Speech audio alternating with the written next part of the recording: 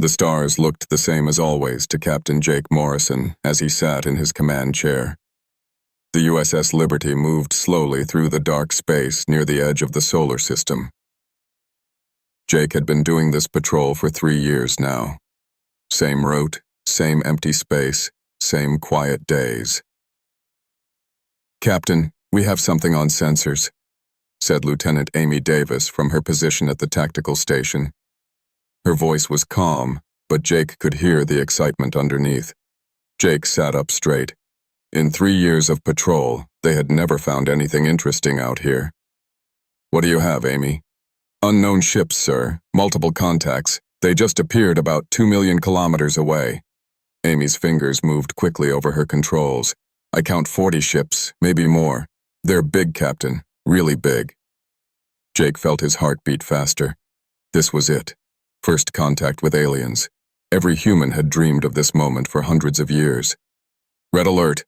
All hands to battle stations. But keep weapons offline. We don't want to seem hostile."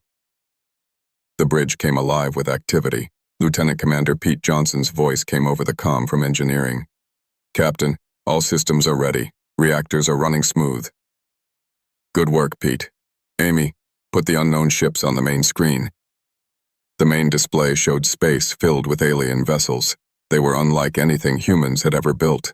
The ships had strange curves and glowing parts. Some were small like fighters. Others were huge, bigger than anything in Earth's fleet. "They're beautiful," whispered Amy. Jake nodded. The ships did look beautiful in their own alien way, but he couldn't forget that there were 40 of them and only one USS Liberty. "Any attempts at communication?" "Not yet, sir, but I'm reading energy buildups on several ships. They might be scanning us." Jake thought carefully. This was the most important moment in human history. Everything he did now would affect how aliens saw humanity forever. "Open all communication channels, all frequencies." "Channels open, Captain." Jake stood up from his chair. "Unknown vessels, this is Captain Jake Morrison of the United Earthship Liberty. We come in peace. We represent the people of Earth and welcome you to our solar system." For several minutes, there was no answer. Jake waited, watching the alien ships on the screen. Then a voice came through the speakers. It sounded strange, like it was being translated by a computer. "Human vessel, I am Commander Zethvar of the Galactic Federation Exploration Fleet. We greet you in the name of peace and understanding." Jake smiled. They were friendly. "Commander Zethvar, we are honored to meet you. This is a historic day for both our peoples." "Indeed it is, Captain Morrison. We have traveled far to meet your species. We would like to learn about your people and your technology. Would you permit us to conduct detailed scans of your vessel? This is standard procedure for first contact." Jake looked at Amy, who nodded. This seemed reasonable. Earth's scientists would want to scan alien ships too. "Of course, Commander. Scan away. We have nothing to hide." "Thank you, Captain. Our science teams will begin immediately. We also request permission to send a cultural exchange package, information about our civilization and the Galactic Federation." "We'd be happy to exchange cultural information," Jake replied. "Lieutenant Davis will coordinate the data transfer." On the Federation flagship, Commander Zethvar turned to his science officer. "Begin deep scans immediately. I want to know everything about this ship and its capabilities." Quintal, the science officer, bowed his head. "Yes, Commander. Beginning full spectrum analysis now." Zethvar looked at the human ship on his screen. It was much smaller than his flagship, maybe 1/10 the size. The hull looked smooth and simple, nothing fancy or threatening about it, just another primitive species that had barely learned to leave their home planet. The Galactic Federation had made contact with hundreds of species like this. They always followed the same pattern: make peaceful contact, learn about their technology and defenses, then either invite them to join as junior members or conquer them if they refused. This human ship would probably have basic fusion power, simple projectile weapons, and maybe some missile systems. Nothing that could threaten a Federation fleet. In a few hours, they would know everything about human military capability from this one small patrol ship. "Commander," called Communications Officer Yethara, "the humans are transmitting their cultural package now." Good. Have our xenology team review it immediately. What about the scans? Quintal was staring at his instruments with a confused look. Sir, I'm getting some unusual readings. The scan is taking longer than expected. Unusual how? The ship's construction is different from what we expected. The materials are reading as unknown composites. And the power signature is much higher than it should be for a vessel this size. Zethvar frowned. How much higher? I'm still analyzing, Commander. But these readings don't match any known primitive technology. Back on the Liberty, Jake watched the alien scans wash over his ship. The sensors showed energy beams touching every part of the hull, learning everything about their construction and systems. Should I be worried about them scanning us so thoroughly? He asked Amy. I don't think so, Captain. Our technology isn't exactly secret. Besides, showing them what we can do might make them respect us more. Pete's voice came over the comm again. Captain, the aliens are really giving us a deep scan. They're looking at everything: hull composition, reactor output, weapon systems, even our computer networks. Let them look, Pete. We've got nothing to be ashamed of. The Liberty is a good ship. Jake didn't know that the Liberty was far more than just a good ship. He didn't know that human technology had advanced in ways that made alien science look like stone tools. He thought he was commanding a simple patrol vessel meeting aliens who were probably much more advanced than humanity. Sir, Amy said, the alien scans are incredibly detailed. Their technology must be amazing to analyze us this thoroughly. I agree. We're lucky to meet such an advanced civilization. Maybe they can teach us a few things. On the Federation flagship, Quintal stared at his readings in growing shock. The numbers couldn't be right. He ran the scans again, then a third time. Each time, the results were the same. Commander, he called, his voice shaking, you need to see this immediately. Zethvar walked over to the science station. What is it? Sir, this human ship. It's not what we thought. Not at all. Commander Zethvar stared at the data on Quintal's screen. The numbers made no sense. He had seen thousands of first contact scans before. Primitive species always had weak power sources, simple weapons, and basic materials. But this human ship was different. Very different. Run the scan again, Zethvar ordered. These readings must be wrong. Quintal's tentacles moved quickly over his controls. I've already run it 3 times, Commander. The results are always the same. Show me the power readings first. The screen displayed energy output numbers that made Zethvar's eyes widen. This can't be right. You're telling me this small human ship produces more power than our entire fleet? Not just more power, sir. 12 times more power than our flagship. And that's just their main reactor. I'm detecting 17 smaller power sources throughout the ship that each match our secondary reactors. Zethvar felt cold fear creep up his spine. What about weapons? That's where it gets really strange, Commander. I can identify weapon ports all over the hull, but I can't tell what kind of weapons they are. The energy signatures don't match anything in our database. Chief Science Advisor Velnara approached the station. She was the smartest person on the ship, maybe in the entire Federation.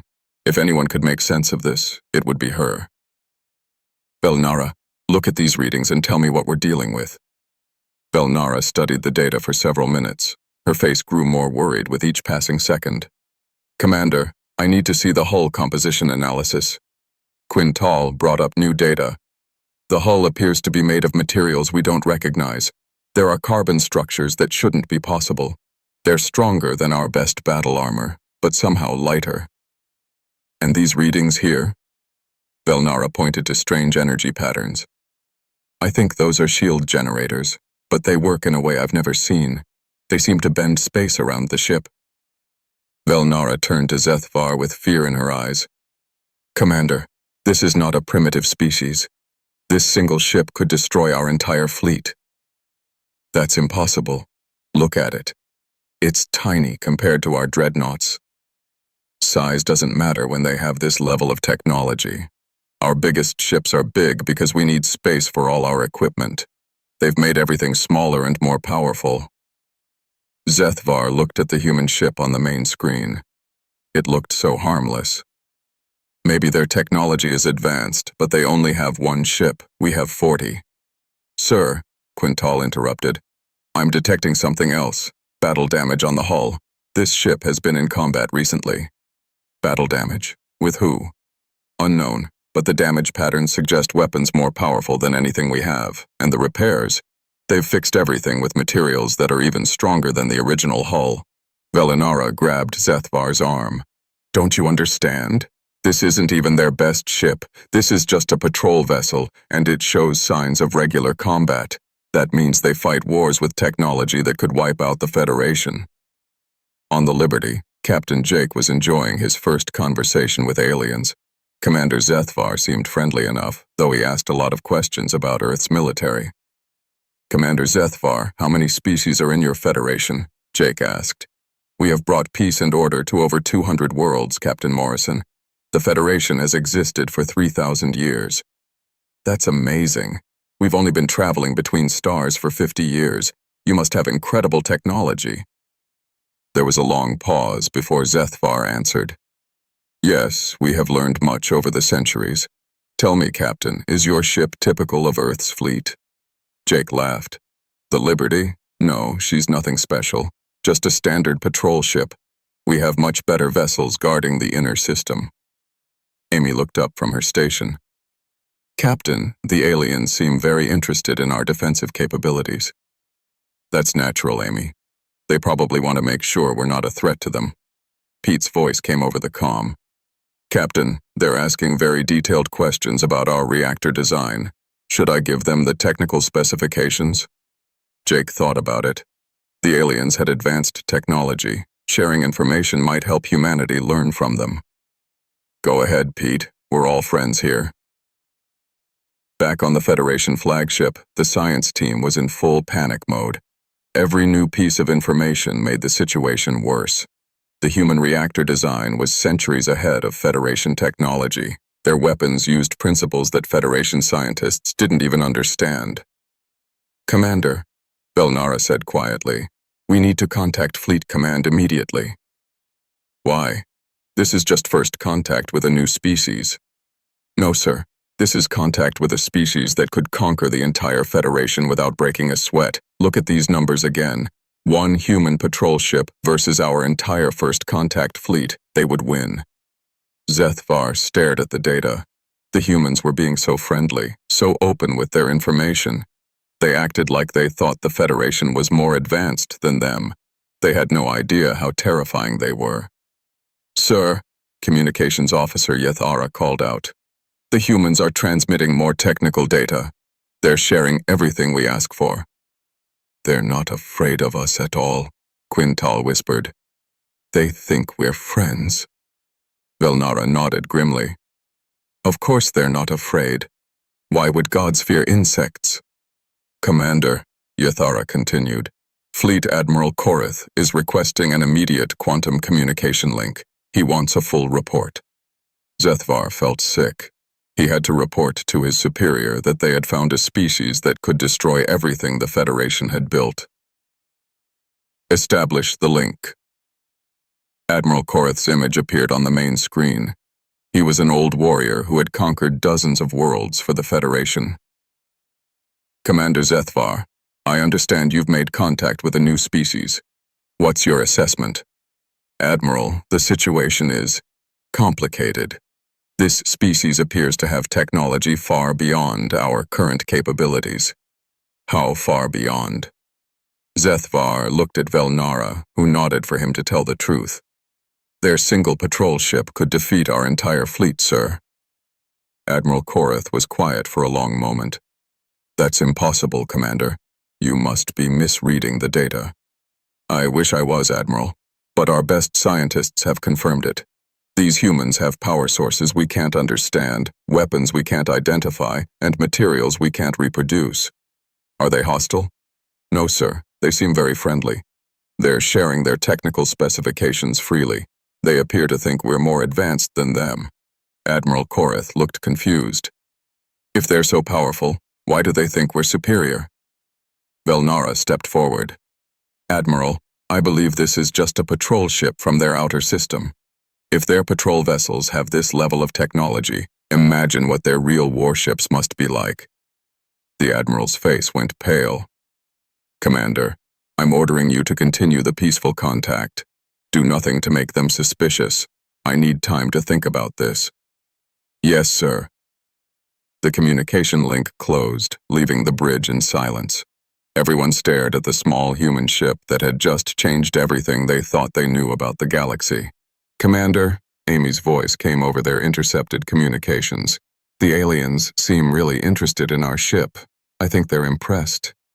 Jake's voice responded, Well, the Liberty is a fine ship, but wait until they see what we've really got protecting Earth. Zethvar closed his eyes. He didn't want to know what humanity's real warships looked like.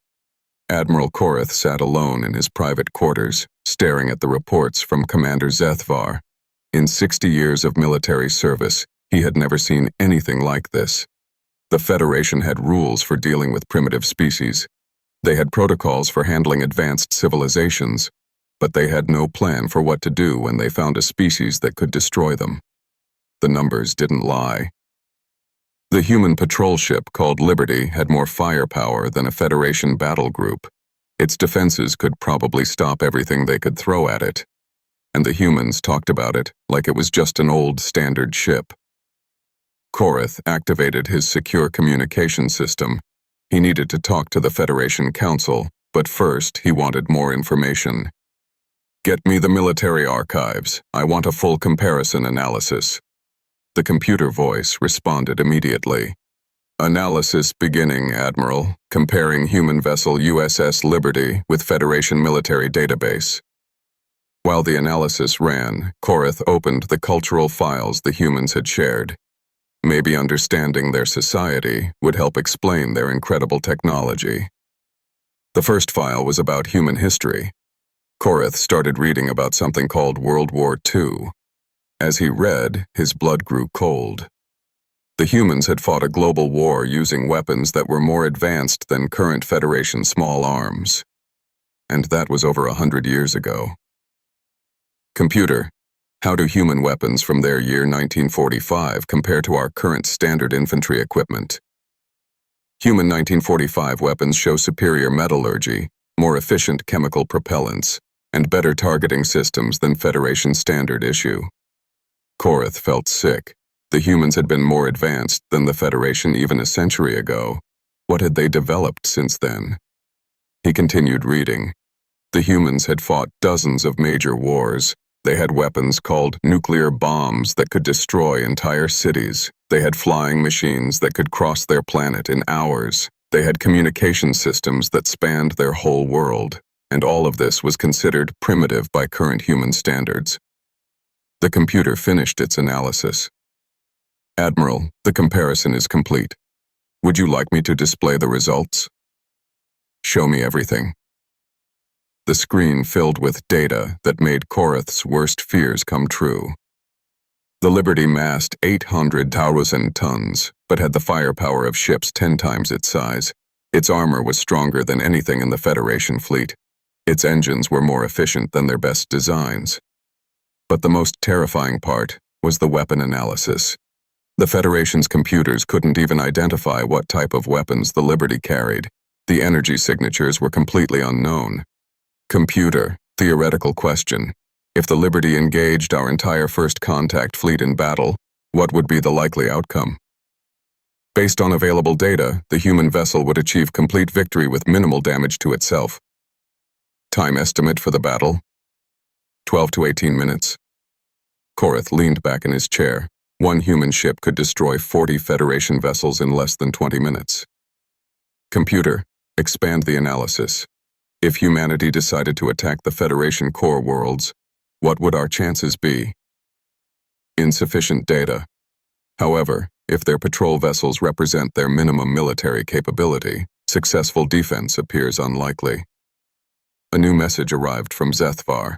Korath opened it immediately. Admiral, the humans have shared more technical data. Our engineers are analyzing their reactor design. Initial reports suggest it's 300 to 400 years ahead of our current technology. Also, the humans mentioned they have much better ships guarding their inner system. requesting immediate orders. Korath closed his eyes. This was a nightmare. The Federation had built an empire by being the strongest military force in the galaxy. They had advanced technology and superior tactics. Now they had found a species that made them look like children playing with toys. He opened a secure channel to the Federation Military Council. The faces of 5 generals appeared on his screen. "Generals, we have a situation that requires immediate attention." General Thexmore, the senior member, spoke first. "Admiral, we understand you've made contact with a new species. Are they suitable for integration into the Federation?" "No, sir. They are not suitable for integration. They are suitable for running away from as fast as possible." The generals looked confused. General Kavrin leaned forward. "Admiral, please explain." Korath transmitted all the data from the Liberty. "Gentlemen, this is a human patrol ship. 1 vessel. It could destroy our entire first contact fleet." The generals studied the data in silence. General Thexmore was the first to speak. "These readings must be wrong." "I thought so too. But our best scientists have confirmed everything. The humans have technology we can't even understand." General Yuxara, the Federation's top military engineer, looked terrified. "Admiral, if this data is accurate, these humans could conquer the Federation capital in a matter of weeks." "That's my assessment as well. But here's the strange part. They think we're more advanced than them. They're being completely friendly and open. Why would they think we're superior if they have this level of technology?" Admiral Korath pulled up the human cultural files. "Look at their history. They've been fighting wars with advanced weapons for centuries. To them, this technology is normal. They probably think everyone in the galaxy has similar capabilities." General Thexmore studied the human war records. "These battle reports. They fight with a level of tactical sophistication we've never seen. And look at these casualty numbers. They consider battles with millions of deaths to be routine." "There's more," Korath continued. "The Liberty shows signs of recent combat damage. These humans are actively fighting wars with weapons that could destroy Federation dreadnoughts." General Kavrin looked pale. "Who are they fighting?" "We don't know. But whoever it is, they have similar technology levels. The humans are used to fighting enemies as advanced as they are." The room fell silent as the implications sank in. The Federation had never encountered a species this militarily advanced. More importantly, if the humans were fighting wars against enemies with similar technology, there might be other species out there just as dangerous. General Yuxara spoke quietly. "Recommendations, Admiral.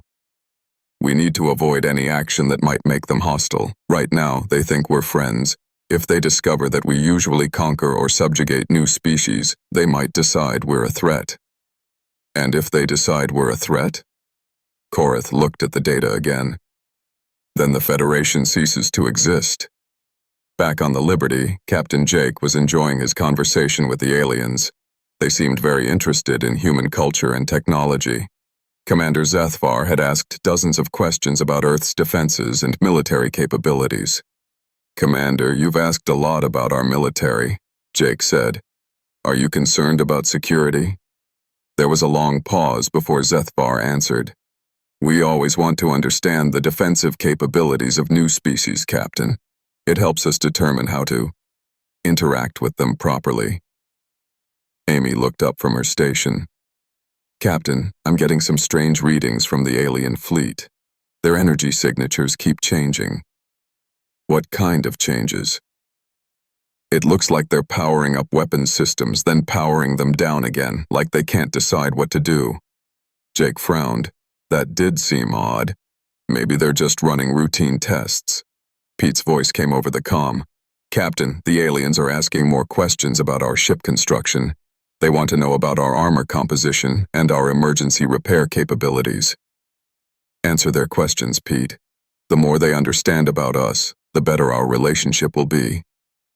If Jake had known what the aliens were really thinking, he would have been very worried, but he assumed they were just curious about human technology. He had no idea that every answer he gave made the Federation more terrified of humanity. On the Federation flagship, Velnara was reading the latest reports from their engineers. The human reactor design was beyond anything they could build. The humans used materials that shouldn't exist and energy sources that violated known physics. "Commander," she said to Zethvar, "we need to make a decision soon. Admiral Korath is waiting for our recommendation." Zethvar looked at the Liberty on his screen, such a small ship to cause so much fear. "What are our options?" "We could try to destroy them now before they report back to Earth." "Would we succeed?" Velnara looked at the data again. "Probably not. And even if we did, Earth would eventually send ships to look for them, ships that might be much more powerful than this one. So we retreat? I think that might be our only choice." Captain Jake Morrison was preparing the cultural exchange package when Lieutenant Amy Davis called out from her station. "Captain, the aliens are requesting our historical files. They want to learn about human civilization." Jake smiled. This was going better than he had hoped. "Send them everything we have, Amy. Art, literature, music, history, the whole package." "Yes, sir. Including military history?" "Of course. We have nothing to hide." On the Federation flagship, Commander Zethvar was trying to stay calm as more terrifying data about the humans came in. When the cultural files arrived, he assigned his best xenology team to analyze them immediately. "Commander," called xenology specialist Nexmore, "the human historical files are extensive." "What do you mean?" "They've included detailed records of their wars going back thousands of years. And sir, you need to see this immediately." Zethvar walked over to Nexmore's station. The screen showed video footage from something called World War II. He watched human soldiers storming beaches while explosions went off around them. The weapons they used looked more advanced than anything in the Federation arsenal. "This is from their primitive period?" Zethvar asked. "Over 100 years ago, sir. But look at this." Nexmore changed the display to show technical specifications. "These are their weapons from that time period. The metallurgy is superior to our current standards. The chemical explosives are more efficient than ours. Even their basic infantry equipment is better than what we issue our troops." Chief Science Advisor Velnara joined them at the station. "Show me their tactical analysis." Nexmore brought up battle reports from human conflicts. "Sir, the way they fight, it's like nothing we've ever seen. They use combined arms tactics that we don't even understand. Look at this operation they called D-Day." The screen showed the human invasion of Normandy. Thousands of ships, millions of soldiers, perfect coordination across multiple fronts. The Federation had never attempted anything so complex. They moved 15,000 soldiers across an ocean and landed them on a hostile shore, Nexmore explained, in one day, with 1944 technology. Velnara studied the tactical maps. The logistics alone should have been impossible. How did they coordinate so many moving parts? That's what I want to know. And sir, this was considered a normal operation for them. They did dozens of campaigns like this. Zethvar felt his fear growing. "Show me their modern conflicts." The screen changed to more recent human wars. The technology had advanced incredibly, but the tactical thinking remained the same. Humans fought with a combination of overwhelming force and precise strategy that no Federation species had ever achieved. "Look at this conflict they call the Gulf War," Nexmore continued. "They destroyed an entire army in 100 hours using weapons that are still more advanced than ours today." "What about casualties?" "They lost 300 soldiers while destroying forces numbering in the hundreds of thousands." Velnara gasped. "That's impossible. No army is that efficient." "The humans are, sir. They don't just win wars, they dominate them completely." Zethvar watched footage of human aircraft destroying targets with perfect precision. Their weapons struck exactly where they intended every time. Their soldiers moved with discipline and coordination that looked almost mechanical. "Sir," Nexmore said quietly, "there's something else. These humans, they seem to enjoy war." "What do you mean?" "Look at their literature, their movies, their games. Everything is about combat. They create entertainment based on fictional wars. They study historical battles for fun. War isn't just something they do, it's part of their culture. The screen showed human movies about space battles, historical documentaries about ancient conquests, and video games where humans fought aliens. In every story, the humans won through superior tactics and technology. They've been preparing for interstellar war for decades, Velnara realized. Look at these fictional scenarios. They've already imagined fighting enemies exactly like us. Zethvar stared at a human movie about aliens invading Earth. In the story, primitive humans defeated an advanced alien fleet using creativity and determination. The fictional humans won by thinking of tactics the aliens never expected. "Sir," Communications Officer Yathara called out, "Admiral Korith is requesting another update." Zethvar walked back to his command chair with heavy steps. "Put him through." Admiral Korith's image appeared on the main screen. "Commander, what have you learned from the cultural exchange?" "Admiral, the situation is much worse than we thought." "How could it be worse?" Zethvar gestured to Nexmore, who transmitted the human war records. "Sir, these humans have been perfecting warfare for their entire history. They've fought more battles than the entire Federation combined." Admiral Korith studied the data. "These casualty numbers, are these accurate?" "Yes, sir. The humans consider battles with millions of deaths to be routine, and they win these battles using technology and tactics we can't match." "Admiral," Velnara added, "they've been preparing for interstellar conflict for decades. Their entertainment is full of scenarios where they fight alien species exactly like us."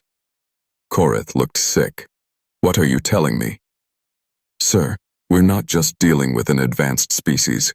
We're dealing with a species that has turned warfare into an art form. They've spent thousands of years learning how to destroy enemies more powerful than themselves." The communication was interrupted by another call.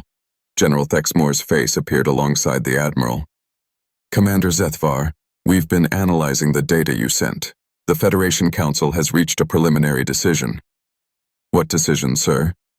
"We're considering a preemptive strike while we still have surprise on our side." Zethvar felt panic rising in his chest. "Sir, that would be a mistake. One human ship could destroy our entire fleet." "Perhaps, but if we wait, they might send more ships. Or worse, they might decide to visit Federation space." Velnara stepped forward. "General, you don't understand. Look at their historical records. Humans respond to sneak attacks by completely destroying the attacker. It's a pattern throughout their history." Admiral Korith nodded grimly. "Show him the Pearl Harbor files." Nexmore transmitted the data about Japan's attack on the human naval base.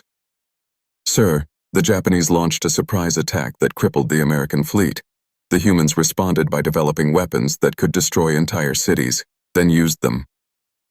General Thexmore studied the records. "They invented nuclear weapons in response to a surprise attack?" "Yes, sir. In less than 4 years. And then they used them to end the war permanently." "Admiral," Zethvar said, "if we attack them now, they'll develop weapons specifically designed to destroy the Federation. Based on their history, they'll succeed." The bridge fell silent as everyone considered the implications. Attacking the humans would likely result in humanity developing even more advanced weapons and then hunting down every Federation world. "Sir," Amy's voice came over their intercepted communications, "the aliens seem really quiet all of a sudden. I think something's wrong." Jake's voice responded, "Maybe they're just processing all the information we sent them. It was a lot of data." Pete's voice joined the conversation. "Captain, they've stopped asking technical questions. That seems odd. Maybe they've learned everything they wanted to know. The scans have been going on for hours." Zethvar realized the humans had noticed their change in behavior. They were getting suspicious. "Admiral, we need to make a decision now. The humans are starting to wonder why we've become quiet." Admiral Korith looked tired. "Continue the peaceful contact, Commander. Do nothing that might alarm them. The Council needs more time to consider our options." What if they ask direct questions about our intentions? Tell them the truth. We're peaceful explorers who want to be friends. Zethvar almost laughed. They were peaceful because they were too terrified to be anything else. The mighty Galactic Federation, conquerors of 200 worlds, were afraid to make the wrong move around a single human patrol ship. Understood, Admiral. The communication ended, leaving Zethvar alone with his fear. Outside, the Liberty continued its slow patrol, its crew completely unaware that they had just terrified the most powerful military force in the galaxy. The Federation Council emergency session had been going on for 6 hours. Admiral Korath sat at the vast table surrounded by the leaders of 200 worlds. Every face showed the same expression: fear. Supreme Chancellor Dex Vara called for order. Members of the Council, we face a decision unlike any in Federation history. Admiral Korath, please summarize the situation one more time. Korath stood slowly. Honorable members, we have made contact with a species called humans. Based on our analysis, they possess technology centuries ahead of ours and military capabilities that could destroy the Federation. Council member Yithran from Proxima 7 raised his hand. Admiral, surely you're exaggerating. One species cannot threaten our entire civilization. I wish I was exaggerating. Korath activated the display screen. This is their patrol ship. It outguns our dreadnoughts. It has defenses we can't penetrate. And the humans talk about it like it's an old, outdated vessel. The council chamber erupted in worried whispers. Council member Nexida from Alpha Prime stood up.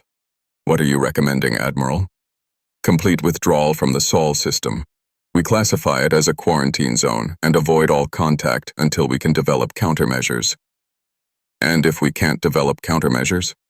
Korath looked around the chamber. Then we pray they never decide to expand beyond their solar system. Supreme Chancellor Dex Vara studied the human data. What if we try diplomacy? Perhaps we can form an alliance. Chancellor, that's what we're doing now. The problem is that alliances require equality between partners. We have nothing to offer them. Our technology is primitive compared to theirs. Council member Zixthor from the war world of Battlestar Prime slammed his fist on the table. I refuse to believe our mighty fleet cannot defeat one species. We have conquered the galaxy. Admiral Korath transmitted more data. Sir, please look at these battle records. The humans have fought wars that would destroy our entire civilization. Look at this conflict they call World War II. 50 million casualties, and they won it using primitive technology. The council studied the human war files in shocked silence. Council member Yithran spoke quietly. These numbers, they fight battles larger than our entire population. Yes, sir, and they've been doing it for thousands of years. War is their natural state. Supreme Chancellor Dex Vara looked pale. Admiral, what would happen if we tried to conquer them using standard Federation protocols? We would lose, Chancellor, completely and permanently. And if we tried to negotiate tribute agreements, they would probably agree out of politeness, then ignore the agreements when convenient. Sir, you have to understand, these humans don't think like other species. They don't respect power. They challenge it. Council member Nexida leaned forward. Explain what you mean. Look at their history. Every time they encountered a superior force, they found a way to defeat it. They've never accepted permanent defeat. If we tried to dominate them, they would develop weapons specifically designed to destroy us. The chamber fell silent as the council absorbed this information. Finally, Supreme Chancellor Dex Vara spoke. What about the rest of their species? Surely this one ship isn't representative of all humans. Korath shook his head. Sir, the humans have shared data about their fleet composition. They have over 3,000 vessels. Many are much larger and more advanced than the Liberty. 3,000 ships like that? Worse, sir. The Liberty is just a patrol ship. Their real warships are classified, but the humans mentioned they have vessels designed specifically for fleet combat. Council member Zixthor still looked skeptical. Admiral, I find it hard to believe that one species could be so far ahead of the rest of the galaxy. Sir, I think that's exactly the problem. We've become used to being the most advanced civilization. We've forgotten that advancement is possible. The humans never stopped developing new technology because they never stopped fighting wars. Admiral Korith brought up more human data. Look at their research programs. They spend more resources on weapons development than we spend on our entire military. And they've been doing it for centuries. Supreme Chancellor Dex Vara studied the numbers. Their military budget is larger than our total government spending. Yes, sir, because they assume they'll always face enemies as advanced as themselves. The council debated for another hour, but the conclusion was inevitable. The Federation had three choices: attack the humans and be destroyed, try to conquer them and be destroyed more slowly, or avoid them completely and hope they never became hostile. Supreme Chancellor Dex Vara called for a vote. All in favor of complete withdrawal from the Sol system and establishment of a quarantine zone? Every hand in the chamber raised immediately. Motion passed unanimously. Admiral Korith, you will inform Commander Zethvar to withdraw all Federation forces and establish monitoring posts at extreme range. Yes, Chancellor. What should we tell the humans? The truth. We're returning home to share news of their existence with our people. Make it sound like a normal end to first contact. On the Liberty, Captain Jake Morrison was disappointed when Commander Zethvar announced the Federation fleet was leaving. The first contact had gone so well. We regret having to depart so soon, Captain Morrison, Zethvar transmitted. But we must return to inform our government about your remarkable species. We understand, Commander. We look forward to future meetings between our peoples. Yes, future meetings. Zethvar's voice sounded strange, but Jake assumed it was just the translator. Amy looked up from her station. Captain, the alien fleet is moving away at high speed. They're really in a hurry. Probably excited to share news about us, Jake replied. I can't blame them. First contact is pretty exciting. Pete's voice came over the comm. Captain, the aliens left some kind of monitoring probe behind. Should I scan it? Leave it alone, Pete. It's probably just a communication relay so they can stay in touch. Jake had no idea that the communication relay was actually a warning beacon. Any Federation ship that came within a light year of Sol would receive an automatic message. Extreme danger, quarantine zone, species classification, extinction level threat, do not approach. As the Federation fleet jumped to hyperspace, Zethvar sent his final report to Admiral Korith. Mission accomplished, Admiral. Peaceful contact maintained. Quarantine beacon deployed. Recommendation: avoid all future contact with humanity. Admiral Korith read the report in his quarters. The Federation had just encountered a species that could end their civilization, and the humans didn't even realize it. They thought they had made friends. In a way, they had. The Federation would never threaten humanity because they were too afraid. The quarantine zone would protect both species, the humans from Federation interference and the Federation from humanity's terrifying capabilities. Korith filed the final report with a classification level that ensured only the highest government officials would ever see it. The rest of the Federation would simply be told that the Sol system was under study and off-limits to civilian traffic. On Earth, the news of first contact spread around the planet in hours. Humanity celebrated the discovery that they were not alone in the universe. Scientists started planning diplomatic missions to Federation space. Politicians talked about joining the galactic community. None of them knew that the galactic community was too scared to let them join. Captain Jake Morrison submitted his report to Earth Command with a recommendation for continued peaceful relations with the Federation. The aliens seem friendly and curious about human culture, he wrote. They were particularly interested in our military history and technological capabilities. I believe this could be the beginning of a beneficial relationship for both species. Earth Command agreed. They started preparing a diplomatic mission to Federation space, unaware that any human ship that approached Federation territory would be met with a fleet of warships whose only job was to politely ask them to go away. The Liberty continued its patrol of the outer system, its crew proud to have made humanity's first alien friends. They had no idea that their simple presence had terrified the most powerful military force in the galaxy into complete retreat. In his personal log, Jake wrote, "Today, humanity took its first step toward joining the galactic community. I can't wait to see what wonders await us among the stars." Meanwhile, in Federation space, Admiral Korath was writing his own log entry.